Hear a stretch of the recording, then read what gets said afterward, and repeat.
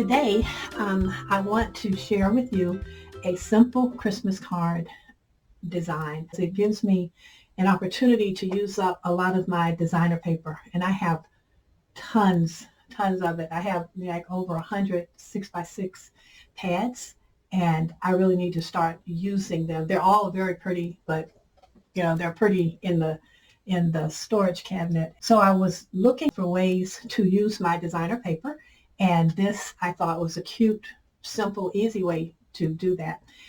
The other thing I like about this particular design is it allows me to make cards very quickly.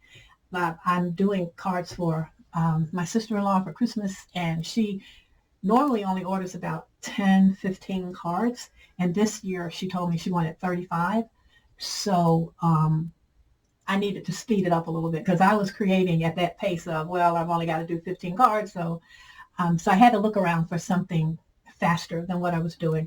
And this turned out to be a fast method because I just used paper piecing, and then I just did a blended, sort of like a little blending on the background with a little splatter and put glitter on it and stamped the sentiment, and I was good to go. So I liked that one so much, I decided to do another one, and that was this little fellow here. And for him, I didn't paper piece his hat because the stamp had a design in it, so I just used my Inktense pencils to color his cap. I just dipped the tips of the Inktense pencils in water and then colored in the bands on the cap. And the stamp set that I used is this little stamp set, and I have dies that go with this, but I didn't die cut these guys. I just fussy cut them because they're so large. It's such a large image that I didn't feel I needed the die cut. And then I put on their noses, I put glossy accents, and I also put glossy accents on the hat, their feet, and in their hands. And in this case, he has a lantern. And in this case, he has a gift package. So they don't, like I said, they don't take very long. You can do these in a very short period of time. I am working on a third card. And this one is, I'm using a Connie Fong Arts image. You don't have to do a lot of fancy coloring for these cards because the idea is to keep it simple. So you can choose any image you want, cut your image down to size, color it. For my back panels, these are panels that were left over from other cards that I'd done where I created frames, and so these little panels were the leftovers. So both of these, this was a leftover and the other was a leftover. And then I just chose a piece of what I thought was coordinating paper. And then, of course, you just need your base. So this little small white panel is 3 inches by 4¼ inches if you are going to cut your own panels. And what you can, if you have a larger scrap, you can color in your scrap piece and then cut it down to size, and that will give you your background. The card base that I was using was 3 3/4 by 5 inches. So this is a little smaller than an A2, but it will fit in an A2 size envelope. So although I'm thinking of making some envelopes to go with these, if I decide that that's going to take too much time, I can just put these in a regular A2 envelope. And for your designer paper, this would be 3 1/4 by 4½. So you've got 3 inches by 4 1/4, and then this piece is 3 1/4 by 4½, and then your base is 3 3/4 by 5. Okay, so those are your sizes. I did not do my splatter on here yet because I wanted to do that on camera. So that's what we're going to start with. I have decided that I'm going to use a brown splatter on this project. And I am going to start, I'm going to try, and I really like this panel, so I hope that I get this right. But I'm going to try using Vintage Photo to create my splatter. So I'm just going to put all of that down and take my spray bottle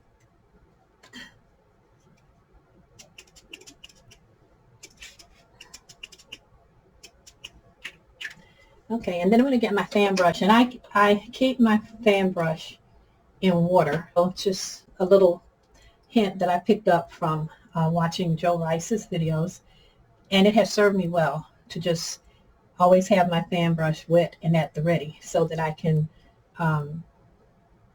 just go to work on splatters or just touching it to the page. And I'm just going to tap. Whoa!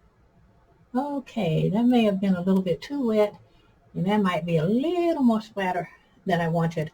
But splatter's a good thing, and we'll see how it turns out. And if I have to make another panel, I'll make another panel. But I think we're going to be okay. Oh, I think that's going to work out really well. I think that's going to be pretty because I got that big blob at the top, and since I'm going to stamp a sentiment on here, it may force me to turn my card. But if I play around with her, putting her on there with the splatter, it works. So that will be fine. So when I'm looking at this, because I have the brown and green in the paper, so that will justify the splatter and make the splatter make sense in this design. So then I'll just pop her in the middle. Now you can treat your panels however you want. The idea is just to use your scraps and then just always try to make sure your paper it coordinates with what you're doing.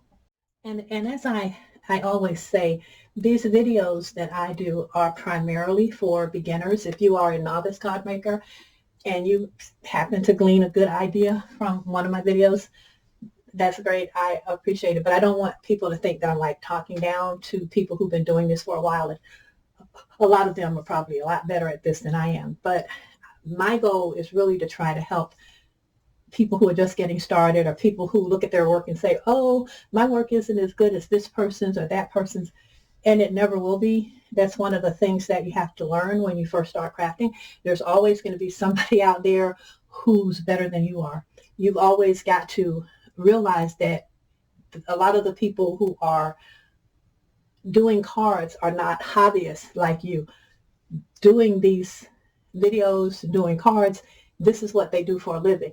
And so that's why you have to be careful, and that's why I always caution beginners against trying to buy everything you see people using.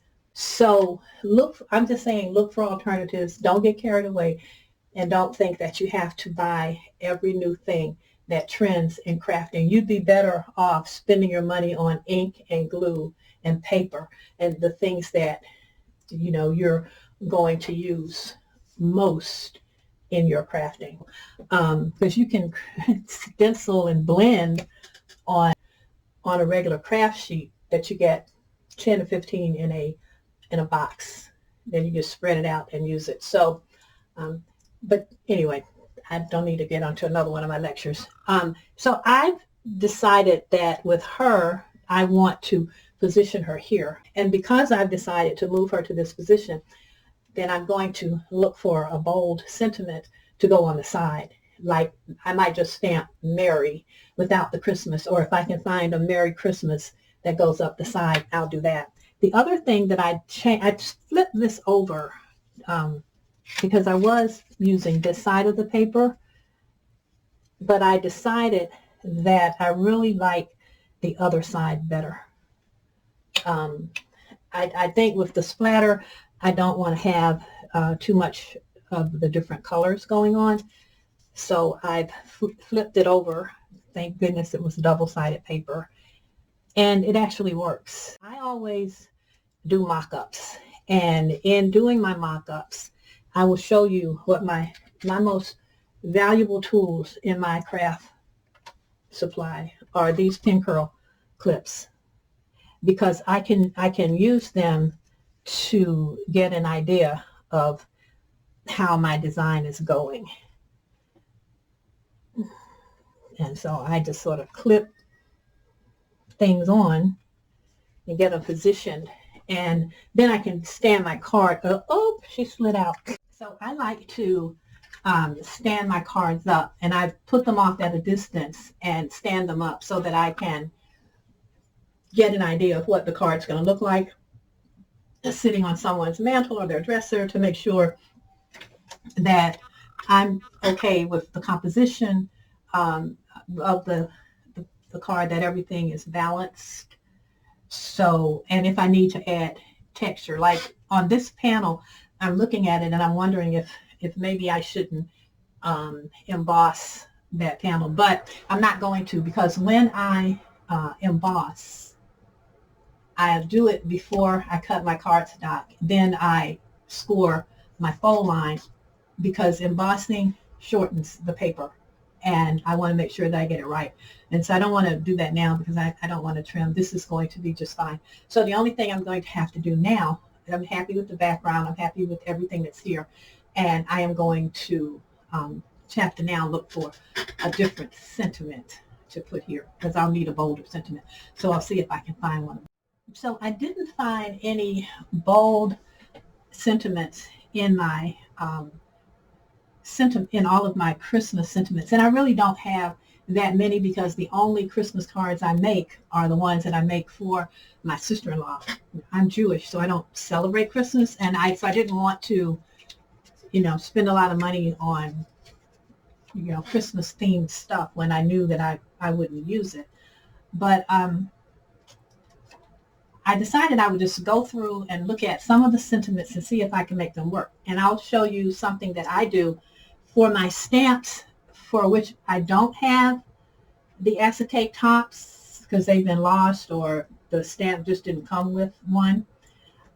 Or when the sentiment that I want to use is on a big sheet like this, and I don't really, well, this one's on the end, so I probably could have just torn it and put it there, but I still can't get the full view of this card. So what I do is I have, this is a laminating sheet where I laminated a document, and this is what was left. I think I was laminating something for my planner, and this is what was left. And so what I'll do is I will just stamp the sentiment onto that piece, because it works like acetate. And then I can take a look at it and see. And I think that placing this sentiment here in this little shaded portion where I did the background stamping, I think that's going to be, that's going to work. I think that will really work. So I have some others I want to look at. I think this is going to be the best one to stamp my sentiment. What I have done is I place the acetate that I stamped the sentiment on. I placed that onto my stamp platform, and I've lined my stamp up with that so that I'm sure that I'm going to get the stamp where I want it. And now that I've accomplished that, I can remove the acetate, and I can remove her because I don't need her there anymore. But I just wanted to make sure that my placement is right. Okay, so now that she's out of the way, and depending on how dark I can get this, I may or may not heat emboss it.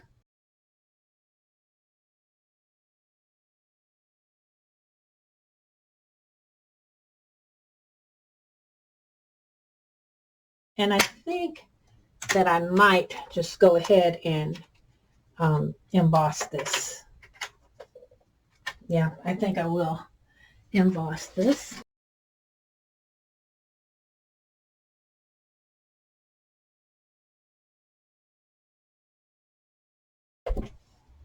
So that looks good. Right. So I'm happy with that. So once that is done, I can put my, depending on if I'm going to dimension this, but probably what I'm going to do is I'm going to just glue this down and then put the dimensioning tape on the back of the DSP or the designer paper. I'll put the foam tape on the back of this. And as I was looking at this, I started thinking that maybe I did want to cut her shape out in craft foam and just have her elevated. I'll still be able to ground her, but I'm going to have to trace her and I don't want to do that on camera. That'll make the video too long, so I'll do that off camera, and then I'll be back. Okay, so I have put a little strip of craft foam. I couldn't find my thin craft foam, so I just used the regular craft foam on the back of my image. And oops, I'm just going to put a little glue on her and position her on my card face where I want her. Right there. And then I was trying to position her. And when we're talking about composition, and alignment on a project, it's like I tried to position her so that the curve in her hair fits right here where there's a little bit of a curve. So it sort of follows the shape of the sentiment. And those little things like that can make the difference in how your card looks. So I am going to glue this down. And I changed, by the way, the designer paper that I was using.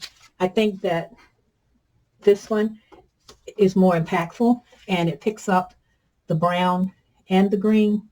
And so I just felt much happier with that. I think it makes a better card and constitutes a better look. So I'm just going to take my glue again.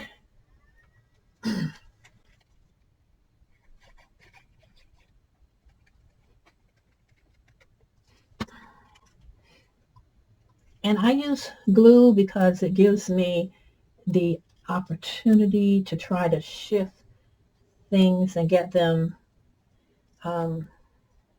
even.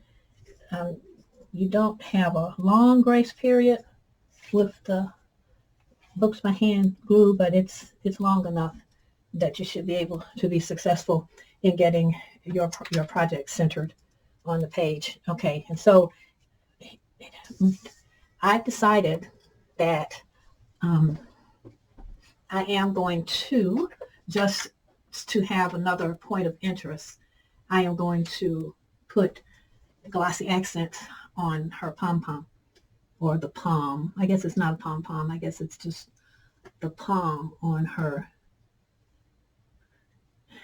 tam. And with glossy accents, you can't shake it, because if you shake it, you'll get bubbles. So I don't know, this may have gotten hard in here. And considering that this glossy accents is 3 years old, maybe 4 years old, the fact that I'm getting anything out of here is in and of itself kind of a miracle. Yeah, I just really don't like spending money unnecessarily. And so I used to get the small bottles of the glossy accents because I don't use it frequently. But this is, like I say, 3 years old, and it's working. So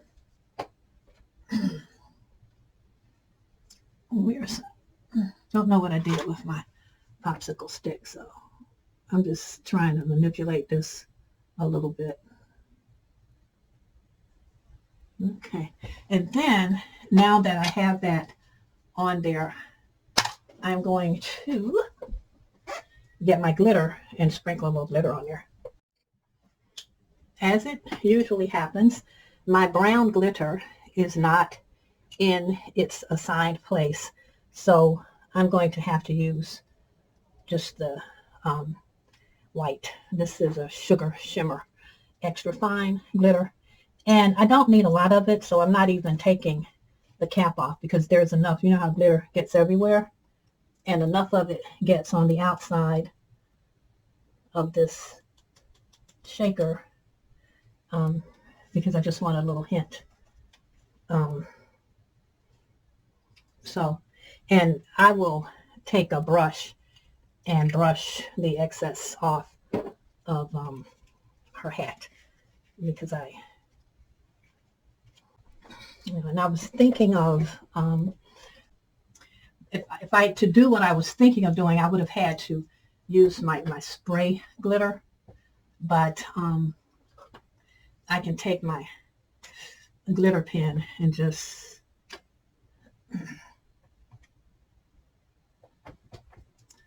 well, it may be out of glue.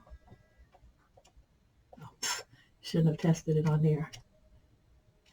And I'm just doing really small dots to give the glitter something to stick to.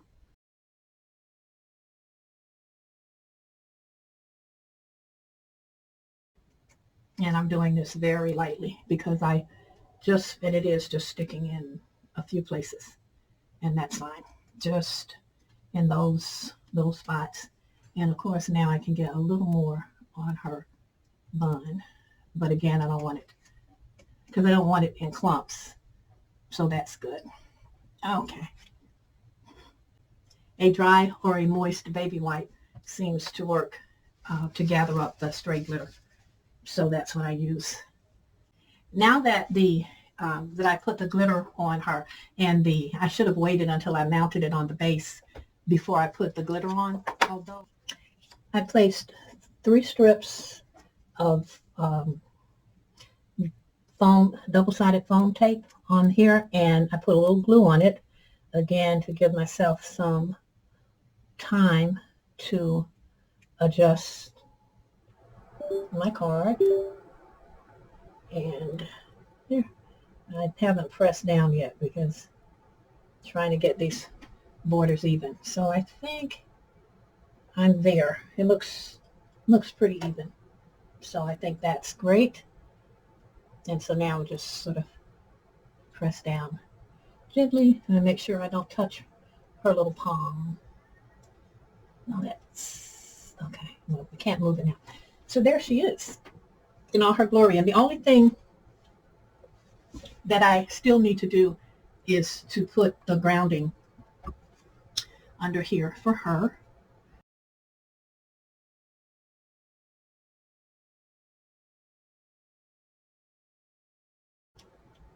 And so that will ground her so that she doesn't look like she's just floating up there in the air. She looks like she's actually standing on something. Okay, so now she is grounded. And my grounding would have been better if I had remembered to do that before I put her on that board. But I think it worked out fine. I think she looks really great. The papers work. And as soon as her pom-pom dries with all her sparkle, she'll be all set. So it's a quick and easy design. To use this layout, you could just stamp your image directly onto your card, and then you don't have to worry about, fussy cutting. But just to keep your Christmas cards simple with the sentiment, and you can use up scrap paper that you have. I hope you found something inspirational in this project. I hope you'll give it a try, and I hope I'll see you next time. Bye.